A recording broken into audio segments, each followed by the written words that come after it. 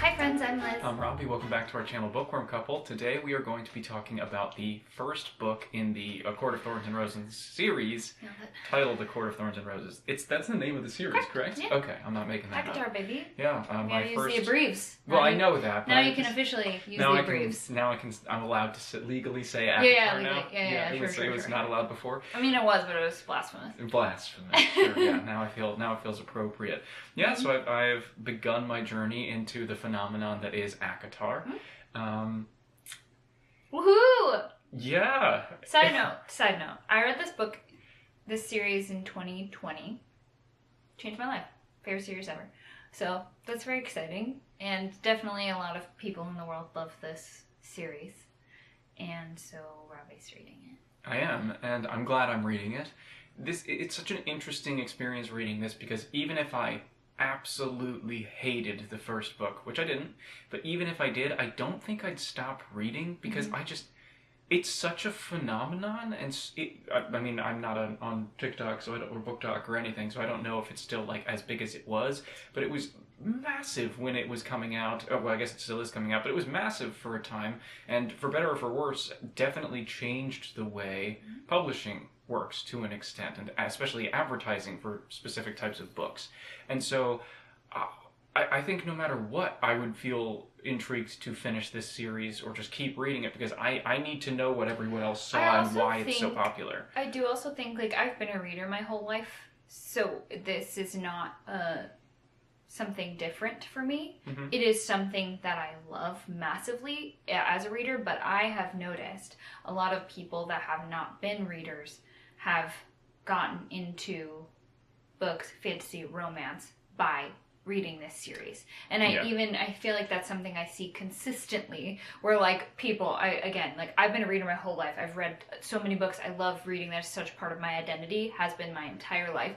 And I'll have people being like, have you heard about ACOTAR? And I'm like, yes, who do you think Obviously, I am? yes. But it's like that's the kind of phenomenon of like people who are like, I need to turn you on to this way of life because you might not know how good this is. Like, that's what this has done for a lot of people. So I think with that in mind, it probably gives you an idea of like what the series is like, because me as a reader absolutely loved it. People who aren't absolutely love it as well. So I think it's kind of got that that middle ground. Not going to be the greatest thing you've ever read necessarily. For me it is.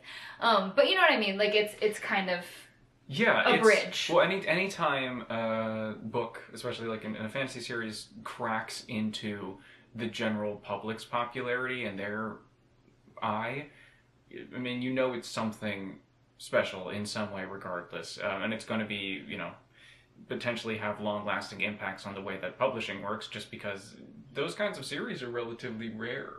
And it makes sense to me that people, especially our age, which is the target audience, females our age, millennial females, are probably mostly the target audience for this, and that makes sense, because, I mean, I think I've talked about this in another video we did, but, we're the Harry Potter generation, and this is a great bridge. Like, this isn't a YA book. It's also not like super dense, intense fantasy books. It's new adult. It is the definition of it. Like, and it's had a similar effect like that Harry Potter did. Maybe exactly, that's what I'm saying. I guess to scale.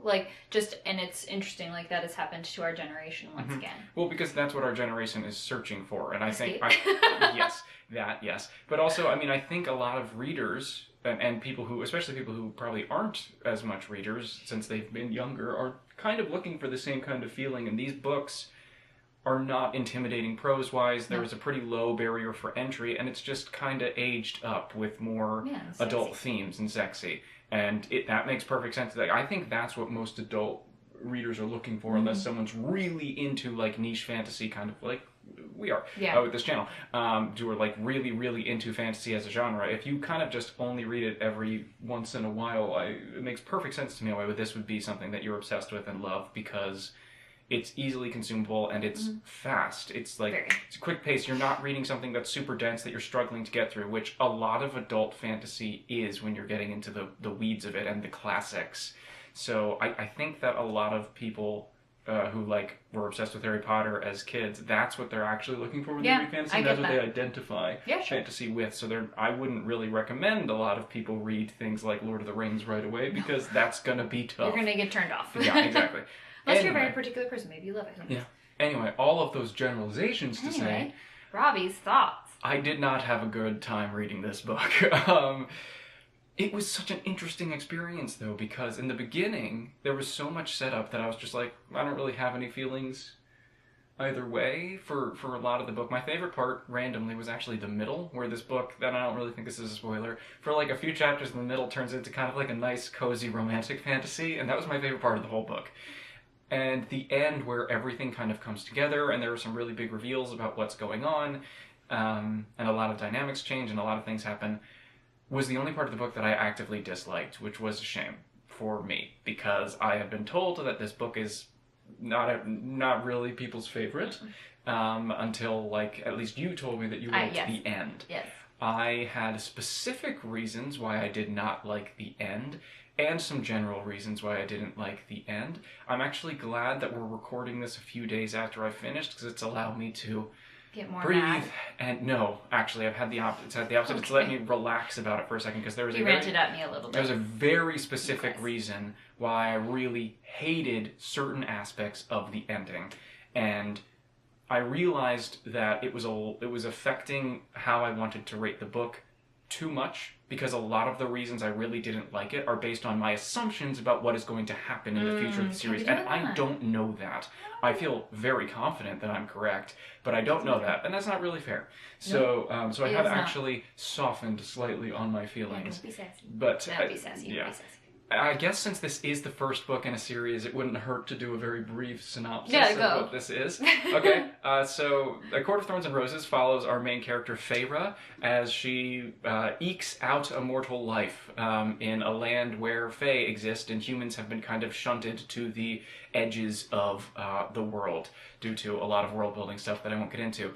Due to a hunting accident, let's say, she does in fact kill a Fae, not knowing that it was a Fae, but also thinking maybe this is a Fae and I don't feel bad if I kill it. And how great would it be if I killed this Fae? Yes, Anyways, exactly. Continue. Friend of that Fae shows up and says, well, now you owe me a life debt, essentially, and steals her away. If this sounds somewhat familiar in themes, it is loosely based on Beauty and the Beast. And anyway, so it's about Feyre going to live at the manor of this Fae and kind of what follows. It's an interesting character study. This is a first-person POV, single POV for the book, which is a big departure from the last Sarah J. Maas series I read, which is Throne of Glass, multi-POV. Yeah, it's a bit sexy, it's a bit fun, there's a little bit of a cozy element, and there's a ton of, like, world building and setup for what I know is going to be a multi-book series, so it makes sense. But that is kind of the basics of this book. Overall, I am still really interested to see where the series goes, because this book actually felt very much to me, except for really the ending and the incidental stuff about, like, this is kind of some history of the world that I know will eventually become relevant. It felt like a standalone. It really did, and that was not something I expected. But, yeah, do you have any initial thoughts you would like to share before we jump into more spoilers? No, I'm gonna try so hard to keep a poker face on. As in, for multiple reasons, because many things happen throughout the series, and also, my opinion is obviously very swayed. Yeah, so sure. Just so you know, I have big feelings about this. Yeah, book, I need you to express them because I have questions. But I will try and keep as much of a neutral ground as I can. You don't need to. No, I do want to, because I want you to have your own opinions, and I don't want to get, like, all emotional about it. Yeah, but I want to hear your actual opinions. As long as it's not going to spoil anything. No, and that's where the hard part comes. Okay. It's hard for me to show you a lot of opinions, because we have many books to come and many things that happen. It's hard to have a neutral... I'm going to do my best to have a neutral stance. Got it. Okay. Period. All right, so we are going to start talking about spoilers. So going forward, if you have not read the first book in ACOTAR yet, please pause, or at least I highly recommend you pause, and then come back and watch the rest of the video later.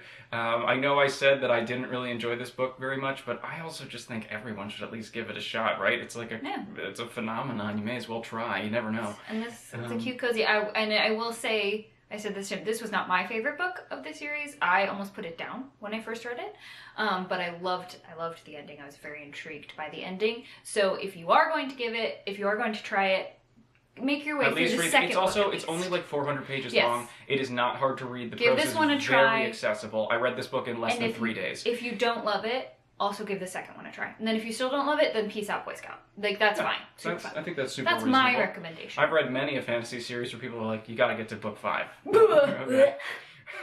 I remember the first time I read Outlander, one of my friends is obsessed with it, and she was like, you gotta get like 300 pages in. I was like, excuse me?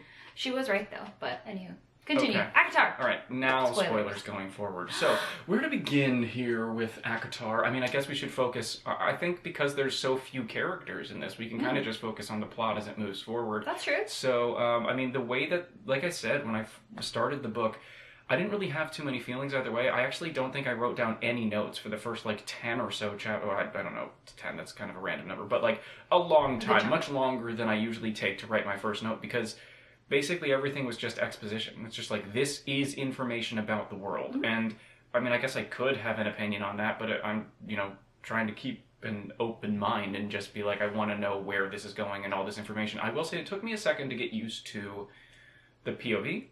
And for some reason I thought the word usage was very strange at some point in the beginning. I can't cite any examples, but I was just like, some of the writing just kind of jarred with me, but I got used to it pretty quickly, so I don't know. Your mileage may vary. I mean, the setup, I was actually thought it was kind of interesting because the setup was very Cinderella, with like the evil stepsisters and the kind of the negligent parental figure. I was like, oh, this is kind of Cinderella-y, which is funny because Throne of Glass was supposed to be Cinderella. I guess another thing I should start with is when I heard that this was like Beauty and the Beast. I also don't know that that's what, like, Sarah J. Maas said. Like, I think that's what the world has said. Part of it is. But, like, so you're not, like, going in, like, don't go in thinking, I am reading a retelling of Beauty and the Beast. Because that's not it. No. It's not a retelling of Beauty and the Beast. I think that's the world just being like, hey, this is basically very similar to this story. I don't think Sarah J. Maas was like, yeah, it's Beauty and the Beast. I heard, well, the thing is, I mean, coming from Throne of Glass and having heard that, I think Sarah J. Maas was like, the initial onus for this was kind of like, what if Cinderella was an assassin? There's nothing like Cinderella at all. I don't know where I read that. I've never heard that. But I mean, I kind of love it. And I was just like, well, it's nothing like that. So I'm going to assume this really is nothing like Beauty and the Beast at all, except for the fact that there is a beast and she goes with him. Yeah. I was actually really surprised at how many more similarities there were. You pointed out a lot to me because I hadn't heard that before reading it, and I'd only heard that reference afterwards, and I was like, oh yeah, I guess so. And then I've still reread it and not put so many of the cues I literally together. Immediately went, okay, so Ferris Bell, obviously. I mean, duh. Tamlin, the Beast, is the Beast. And then Lucian is a combination of Lumiere and Cogsworth. Alice, the exposition master, is Mrs. Potts, obviously. Mm-hmm. And I was just like, okay. And then there's like the thing with the masks, and there's a magical thing, and it's super obvious from the get-go that like, the reason she's there is to get with Tamlin. They ask her, like, the day she arrives if she's in love with anyone. I went, whoa, this is really kind of exactly the same.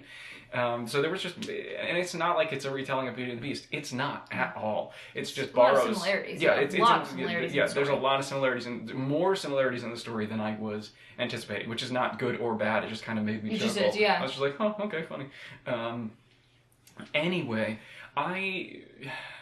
the beginning, the only part I really struggled with in the beginning was, like, her insistence. Like, a lot of her character's motivation throughout the beginning of the book is, I have to get back to my family. I promised my mother on her deathbed, my mother who I didn't like and was negligent to me at best, I promised her on her deathbed that I would take care of my family. And that is, like, a lot of what her motivation is for the beginning of the book, and when she first gets sent to the Spring Court, and all of this, and she spends an inordinate amount of time thinking about it for people who treat her very poorly, and I understand it's family, and I understand that they try to set this culture thing up in the world being like, a human's word is their bond, and that's like a really big thing culturally. However, the only person we ever see really talk about or tout that is our own POV, so whether or not that's actually a cultural thing, we as the reader don't know.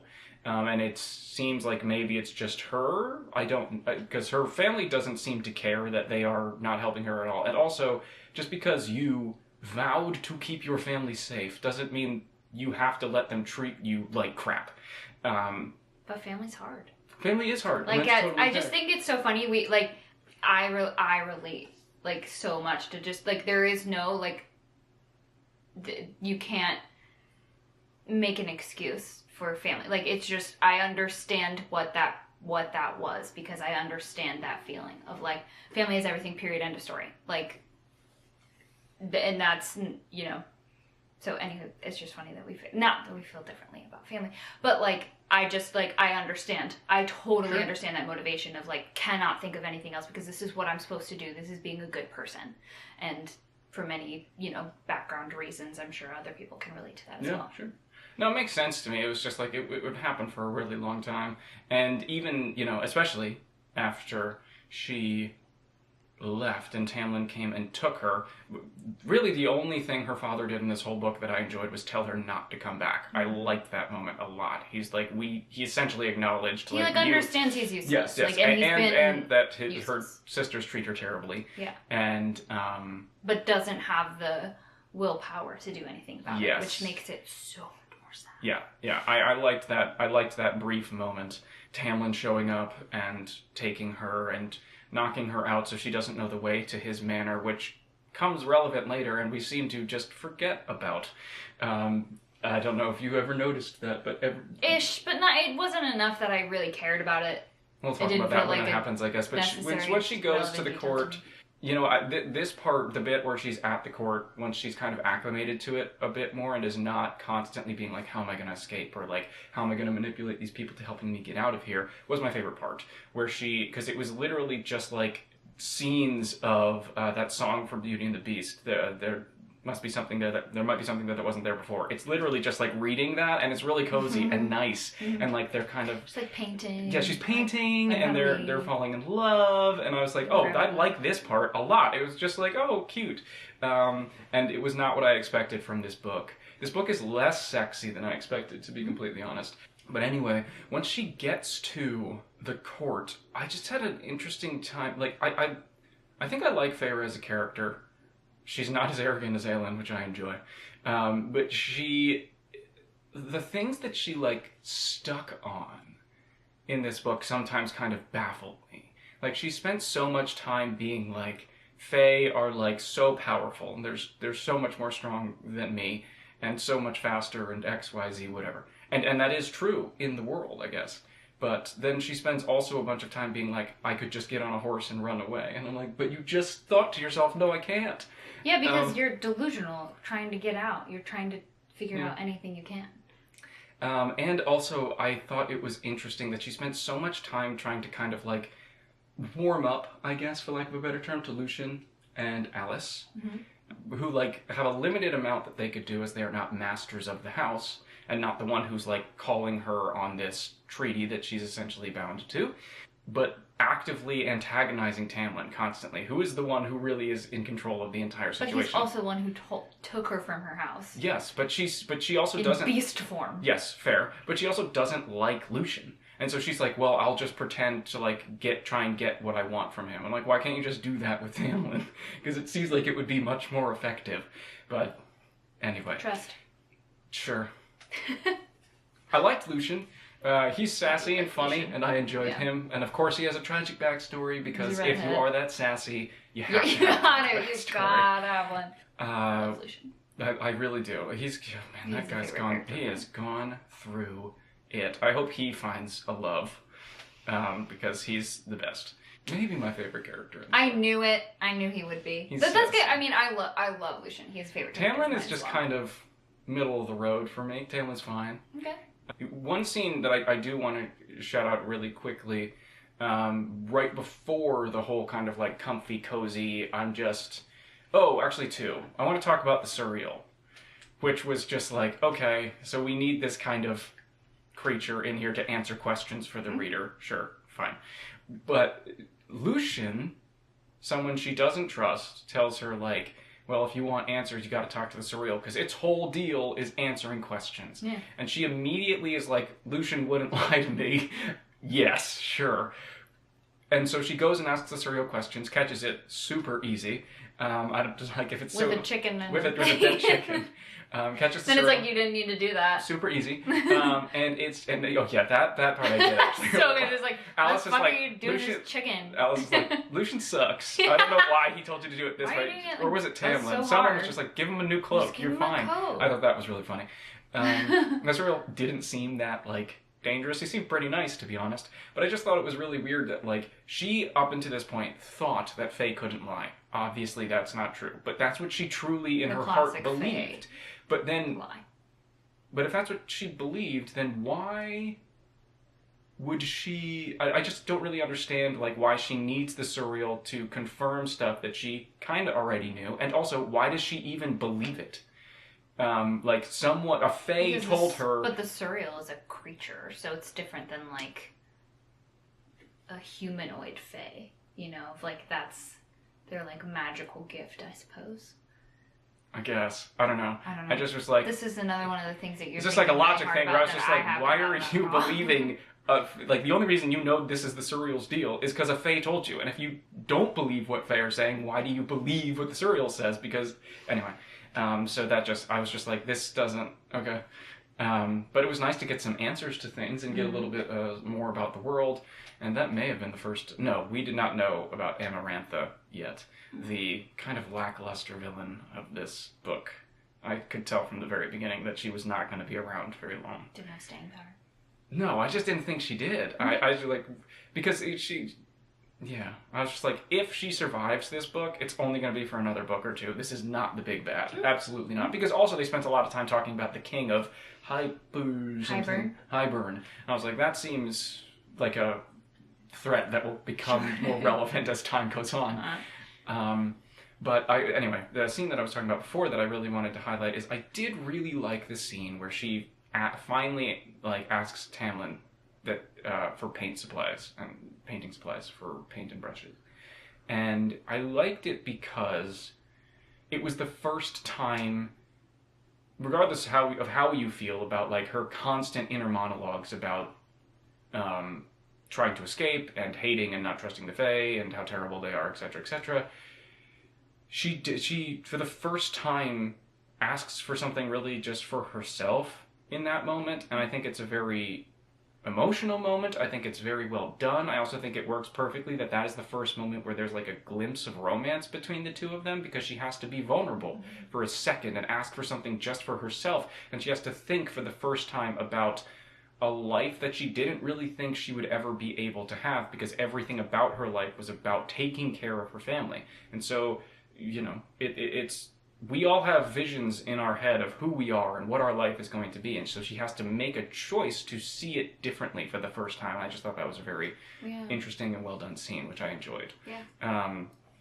Very much. But then after that, we get into the fun part where she's just like, they're flirting. And I will say, one of the inherent strengths of having a single POV is you really get in the head of the one character you have. One of the inherent weaknesses is you don't get in the head, obviously, of anyone else. And I do feel like the romance between them, from her perspective, makes sense, kind of. You kind of see it progress. From his perspective, it seems to go from like a little bit, kind of nothing, really. I mean, the funniest part of the whole book is when he goes, "You look better." Nailed it. And then she's like, "Yeah, dude, yeah, nice." Spin game. Spin game. And the fact that Tam has 0 game, and Lucian's like his over-eager wingman, funniest part of the entire book, laughed out loud. Right. But it goes from like that and him constantly trying to be near her, and we as the reader obviously know, like, okay, there's got to be something here that has to do with the curse and the masks. But seeing him go from like that little moment of like getting her paint and brushes and the little bit of romance there too, I feel like he just goes really hot and heavy super fast after that, which is nothing wrong with that. It just feels like it's like, whoa, okay. Well, and I wonder too if that's like a character, like an attribute to him, Sure. of like from 0 to obsessed. Could be. You know. Yeah, could be. I mean, then that's the Fae of it all, right? They're all very animalistic. Yeah. And speaking of the Fae of it all, of course the Fire Knight thing, the Fae thing, when he says it's super Fae, I was like, it's a sex thing. It's a sex thing, is it? It super was. It was so funny. I remember reading that too, and I was like, oh god, okay. When he said it's super fey, you can't come.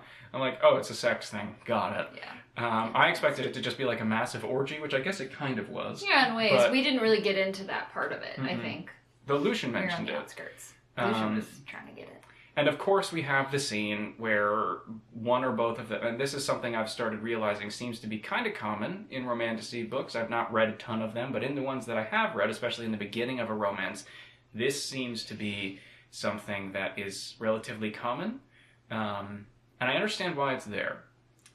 And it doesn't really work for me, but I'm also not the target audience, because it feels like it walks the line of consent very drunkly. And that is appropriate because usually it has something to do with one or both of the parties being in an altered mind state, whether that be from alcohol and drugs, or whether that be from some magical thing. And so Tamlin shows up and he's in this thing, and he's, riding this crazy sexual magical energy and bites her.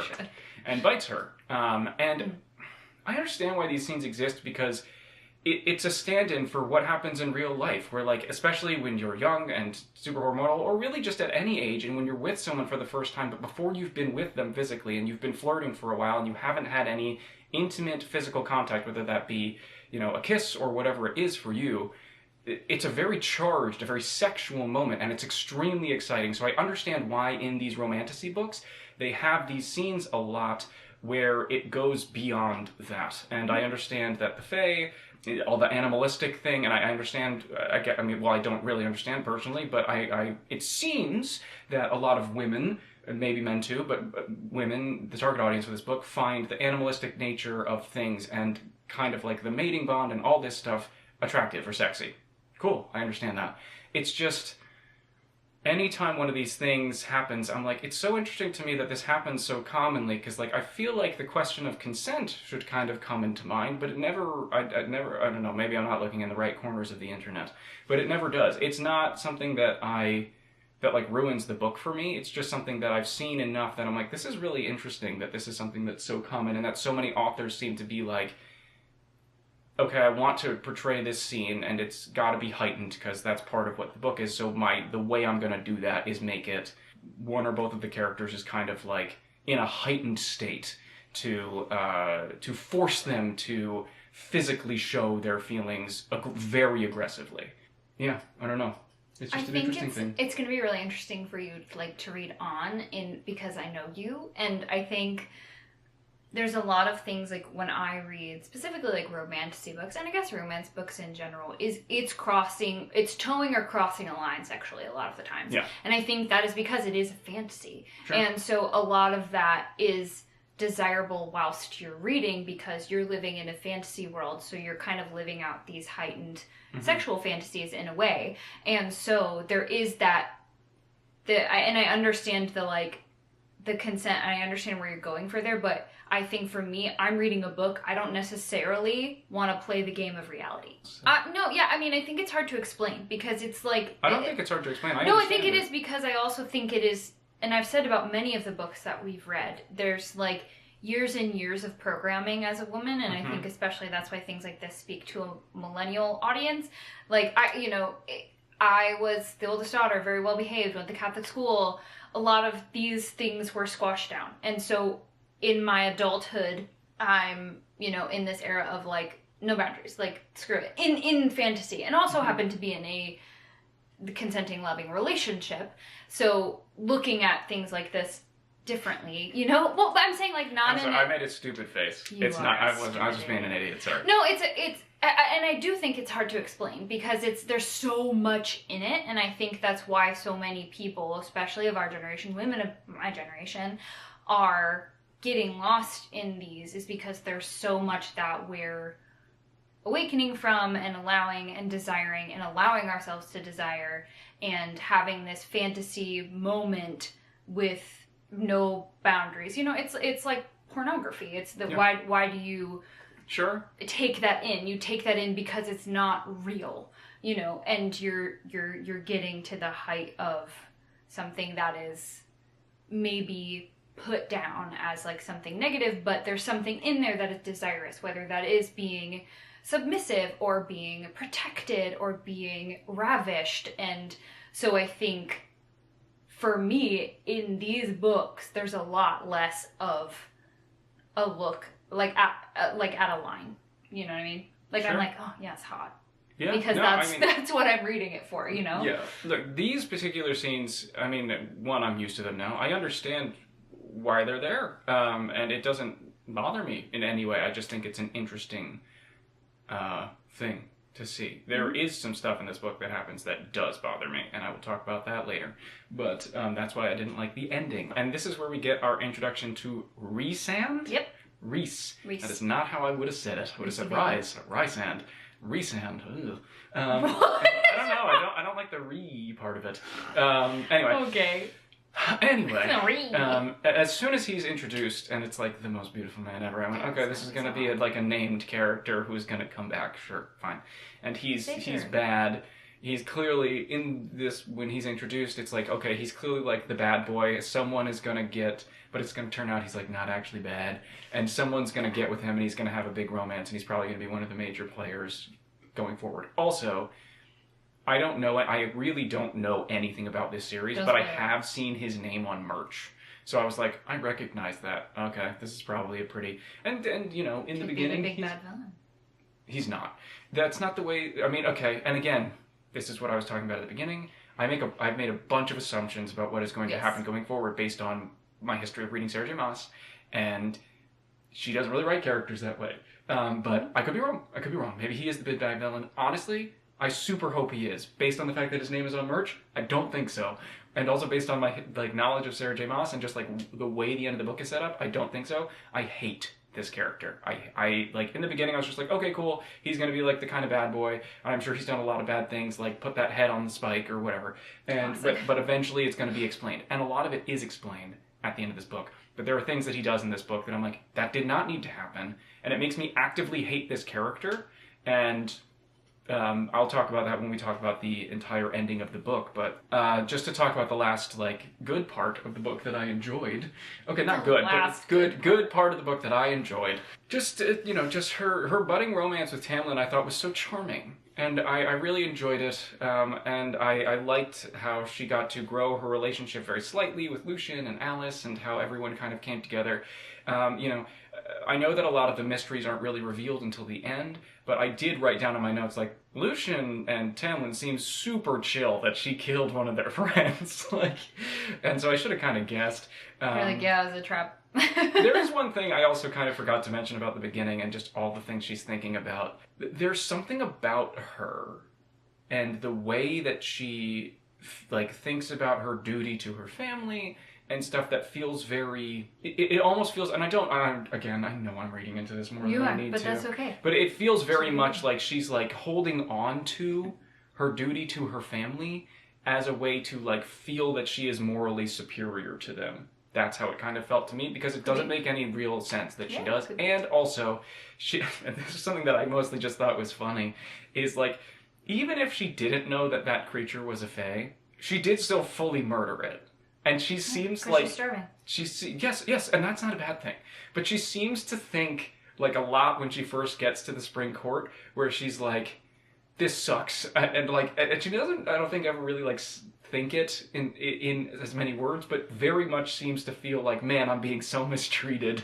And I was like, you fully murdered someone. Going on house arrest in a mansion with a hot guy and his friend, not the worst punishment, really. Especially when the alternative was given to you as fully death. Well, and you're also being raised with a lot of prejudice towards the fae. Absolutely. So I think that's a lot of that too. Sure. But I did just think that wasn't something that bothered me really. It's just something I thought was kind of amusing. It's you killed someone and now you get to go hang out with these two hot guys in their big mansion and do whatever you want. Oh, it sucks. Darn it. Anyway. Continue. And then she finally she leaves. Why? What is the inciting incident that causes her to leave? Oh, Rhys sees her. Yeah. So, yes. So, Rhysand sees her, and he's very evil, and and sees her, and she throws, as soon as she said that chick's name, he's like, what's your name? She's like, Claire Bedeau, or something like that. I was like, that chick is so dead. Truly the most dead. But, and Tamlin sends her away, and it's very, and all of There's so much left unsaid. There's so much left unsaid, and like everyone's like Alice and Lucian are like, you're so stupid, and it's like very obvious that we as the reader know like you have to just say you gotta say it. But it was, I actually liked when she went back as well, because it wasn't what I expected. Mm-hmm. I didn't expect her family to be like loaded. I also didn't expect them to, well, I guess the glamour thing I thought was interesting because it seemed like it just broke super easily. But I liked that we got more texture to at least Nesta and specifically Elaine, if I'm saying her name correctly. Like Nesta, you know, going from a caricature of like the crappy sister to, you know, like being like the glamour didn't work on me, and you know, being very strong and stuff. I liked that. I liked that they gave her some texture. It was good. I loved Elaine specifically because in so many of these books, it's always about like the emotionally, in fantasy books in general, because this is what's really interesting to read, and all media.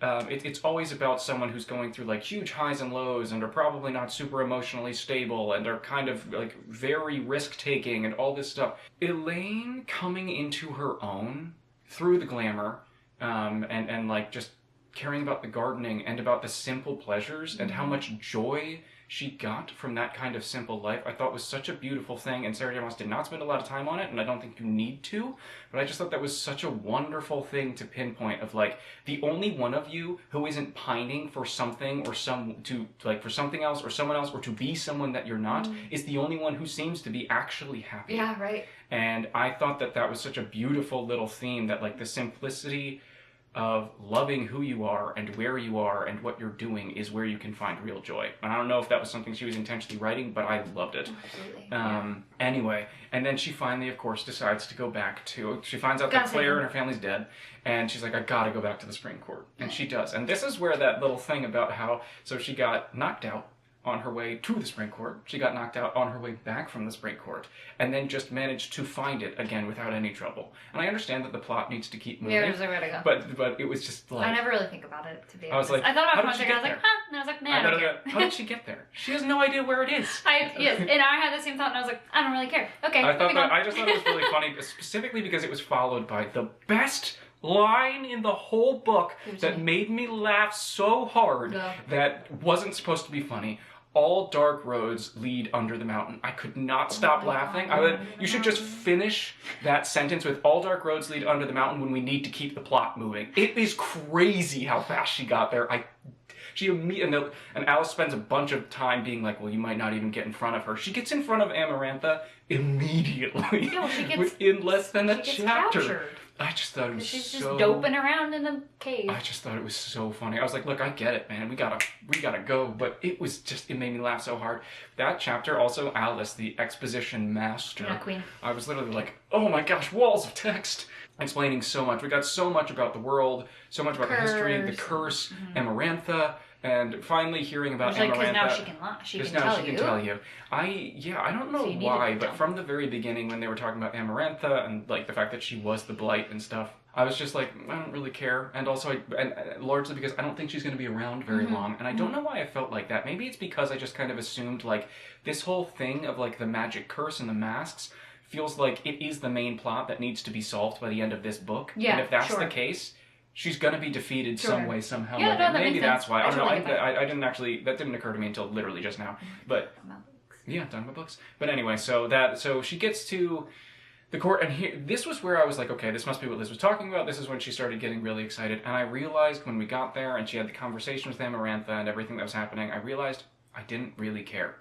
I think partially because of what I just said and being like, I know this chick is going to lose this book immediately, and I don't really... You don't know how? Yeah, I don't know how, but it just didn't... I think another part of it was a big setup for Amarantha's character is she didn't win by strength. Yeah, she's strong, but she won by guile. She tricked everyone.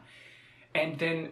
I almost called her Aelin. Feyre comes in and is like, I love you, Tamlin. I want to save you, Tamlin. And Tamlin's just like... And, but not even that, she's like, well, I'll give you... Instead of just being like, I'm just going to kill you and I win, she's like, I'll give you a chance to save him. Which I was just like, this is some James Bond villain crap. Yes, 100%. But it felt stupid. Like, she is stupid. She's obsessed with love. Yes. She's obsessed with obsession and adoration. But I wish that they had made her... I wish that they had honestly just been like, she was super, super strong. And that's how she... Like, I wish that they had chosen any other way for her to have won and taken over this area than Guile, because her entire plan is dumb. And it just made me be like, I don't think that you're a smart character, and nothing that she does really feels that way. And also, and this is just a personal thing, so it's not fair of me to dislike part of the book for this. I immediately guessed the answer to the riddle. I am not a riddle person. So I have never in my whole life guessed the answer to a riddle before, even in like Redwall books when I was a kid, where the answer to the riddle was just reading the first letter of the line. Like, I've never guessed the answer to a riddle when reading a book the first time, and I went, I bet this is love because this character would want to pick something ironic, so I bet it's love. And then I read it thinking the answer was love, and I went, I think I'm right. And I was. And it's just, the character was set up to be someone who's very intelligent and read very stupid.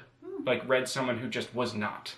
Just kind of crazed. Just crazy, yeah. And so I just didn't care.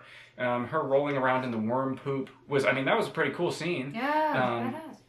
And I liked that they used the fact that she's very smart and that it has something to do with like the skills she's gained as a hunter, and she also can't read, which that's something that actually did bother me a little bit when she was in the manor, and she was like, and it makes sense, at least in my mind and my justification for it, but like when she really like kind of flipped out at Tamlin after he offered to teach her to read, a little rudely, she's but embarrassed. Like mostly, yes, and she was very embarrassed, but I was just like, okay. Anyway, so this is the part where I went from being like, oh, I kind of thought I would care more about this ending bit, but I don't really. I just kind of like, I liked their romance, and I liked the cozy fantasy vibes, and, you know, because it feels like I know everything's going to be tied off with a neat bow with, like, one stinger at the end to be like, whoa, what's going to happen next? I just didn't really care about all of the things that were happening around them. I mean, I didn't want Lucian to die, and I was a little bit afraid that he might die. That would have sucked. Really but... fun. Then I was actively deterred, really, by Rhysand and everything he does, really, in this last part, because, look, again, I said I understand the character. He's, like, the evil guy who's eventually going to come around and, like, have a big romance and be a good guy. Probably. That's, like, what the setup is being. But based on a lot of things that are happening at this, it seems like that romance he's going to have might be with Feyre, or at least he's going to try and make it be, because he's super hitting on her. Absolutely. And like based on his actions, like screaming her name at the end when she's getting crushed by Amarantha and healing her and doing all this, like it's pretty obvious that he is at least somewhat obsessed with her. That's all fine. And there's a lot of ways that could work, but Sarah J. Maas made him do specific things that I was like, this character is an abuser. And I don't want to read a bunch of pages in these next coming books about us trying to make him okay. He tortures her. He comes like... Him coming in, like, and he didn't need to do that part. Like, he could have just come in to her cell and been like, I'll heal you. But you need to give me, you know, however many weeks a month. And, you know, very Hades and Persephone, and that's weird and messed up, but fine. But then he physically grabs her broken arm with a protruding bone and, like, twists it. That is abuse, that is torture. And hurts her physically. And then starts walking away. She would have said yes anyway. She even admits it later in the book. And I was like, okay. And then he drugs her consistently for weeks and makes her give him lap dances. And then he later says, like, well, that's why I never touched anything but your arms or your hips. And I'm like, doesn't make it better that you roofied her every night for months. Yeah, I'm really worried about reading the next few books, and if their romance is going to be a thing, and I'm a little bit worried it is, because that seems to be the direction we're going, and also, I'm just going to throw this out here right now, this is and if you've not read Throne of Glass, probably skip ahead a little bit, this is a spoiler, but I'm guessing that Rhysand is the person that Aelin saw flying through some world, and there was a pregnant woman with him, don't know if it was Feyre, super hope it wasn't, yeah, I don't. They do spend time in this book justifying why he's kind of evil and why he is, you know, Amarantha's whore or harlot or whatever they called him. But that doesn't justify certain actions he's taken at all. And I just don't understand why. Unless he's going to actually be a bad guy, which fine, why Sarah J. Maas went that far with it. because to me that just goes way past like problematic and is kind of like towing that line. That's just, and you know, again, I'm not the target audience for this, so maybe no one cares but me. You've also only read the first book. I have also already read the first book, which is why I said I was angry about this when I finished it. So I'm glad we've had a day or two because I've calmed down a little bit. But yeah, and a lot of that, it just overshadowed everything else that happened. I didn't really care about most of the other stuff that was happening because I was like, is this really where we're going with this? Like, why? It's too much. You know, I liked the scene where her and Lucian almost died was thrilling, and I liked her solving the riddle at the end and Tamlin immediately killing Amarantha. I went, yep, and that's kind of what I thought. That was great. She's gotta go. Yeah. So the ending was interesting, and you know, knowing that she has to go see Rhysand, I'm sure will be an interesting development, and however that goes going forward. I'm kind of kicking myself for not thinking this, but I did not expect her to die and become a Fae, which was cool. We got you. I was like, oh, cool. I didn't think that would happen. I thought that might happen. I thought that would happen like when she gets pregnant, and they're like, Fae pregnancies will kill mortals. Or the classic nonsense. Twilight. Yeah. And so that's kind of what I thought was going to happen, but it didn't. I was like, oh, cool. She's a Fae already. That's fun. I like that. So I'm interested to see how that kind of changes things going forward. But I realized just now that there is some other things that happen in this book, and it's the sex scenes, and there's only 2 of them. Mm-hmm. I thought that they were extremely tame. Yeah. Is that a common sentiment? I was like, okay, all right. This is not the spiciest. Yeah, I didn't think so. I didn't think it was at all. We're book 1. We're just starting. Okay. I didn't, because I remember we were talking about one of the Throne of Glass books, the last Throne of Glass book, and there was some scene where there was a fade to black sex scene with Elide and Lorcan. Elide and Lorcan. Never get it. And everyone was like, what? And so I was like, is that how everyone feels about this? Because I thought both of these were pretty tame.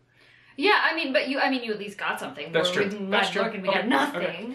Okay. Whereas, they're not. It's good. It's fun. They're sexy. They're spicy, but it's not like the best that exists. Yes, I will say one last thing that I did enjoy is that Sarah J. Maas seems to not just be writing off the fact that she fully murdered 2 people in cold blood. Mm-hmm. I was afraid that was going to happen. And I'm glad it didn't, I guess, is really all I have to say on that. I was like, okay. Because, I mean, you don't know. Yeah, that whole scene I thought was very interesting. I was like, man, that sucks. That's super, super bad. But, yeah, that's really, I mean, it's rough because so much of that last portion of the book was associated for me by everything that is Rhysand. Which is appropriate since he is the High Lord of the Night Court or whatever. But just stop trying to guess what's happening and just read the book. Okay, I am, and that's why I'm going to give this a little bit higher rating than I was originally planning to. You don't have to give it a higher rating. No, I'm going to, because that's what I'm trying to do. Most of the I really didn't like a lot of stuff that happened in this book, but most of that was predicated on the fact that I don't think that character is going to be a villain, and that's not fair of me to assume yet. Yeah. So it has slightly changed the way I'm going to rate it. But anyway, those are my thoughts. Do you have anything else you want to add? No. Okay, what do you think we should rate these out of? Oh gosh, you have to decide. Why? Because you read it. Okay, gosh, don't yell at me. I guess we could go with wolves. Wolves is good. You could do bow and arrow. That's an easy one. You just do an arrow, maybe? An arrow. Yeah, an arrow. Yeah, I'll try and get a light-colored arrow for Ashwood. There you go. So we'll do an arrow. So I would give this a 2.5 out of 5 ash arrows. I was going to give it a 2 right off the end of reading it, but I think that's unfair because a lot of it is based on assumptions. Yeah. Like I said when we started the video, I did not particularly like this book. If this wasn't ACOTAR and wasn't what it is, I probably wouldn't pick up the next one. But it is, and I want to, and also for the channel. But also, I still want to know. And now that I hate Rhysand so much, I kind of want to know what happens with him. And if I was correct or not. Anyway, what would you give this? It's hard because I've read it many times. Mm-hmm. So I think now I would give it probably a 4. Maybe, like, if I'm being really honest, 3.75. Okay. That. I'll try and make that. And I think I would have rated it the same when I first read it because I was so excited by the ending. Like, I thought the rest of the book, I was like, I kind of felt the same. Of like, okay, I get this character. Like, I see what we're doing. I'm kind of bored. I'm kind of annoyed with it. And then I was like, oh, wait, there's so much more to this character, to all of these characters, to this world. And I was very excited. I really loved Feyre. I love her. I like being in her head. So, for me, it would be a 4. Nice. Yes. And I just have to say, if you are an ACOTAR fan and reading this, and you want to comment, Robby still has not read the rest of the series. So please keep the comments spoiler free, because he already thinks he knows everything. I do think I know everything. And I feel pretty confident that I'm right. And we're continuing, and goodbye! Thank you all so much for watching. What were your favorite parts or least favorite parts of the book? Let us know in the comments down below. Please do try and avoid spoilers, because I do check those, and I would love to not be spoiled. But yeah, otherwise, thank you so much for watching, and we'll see you on our next adventure.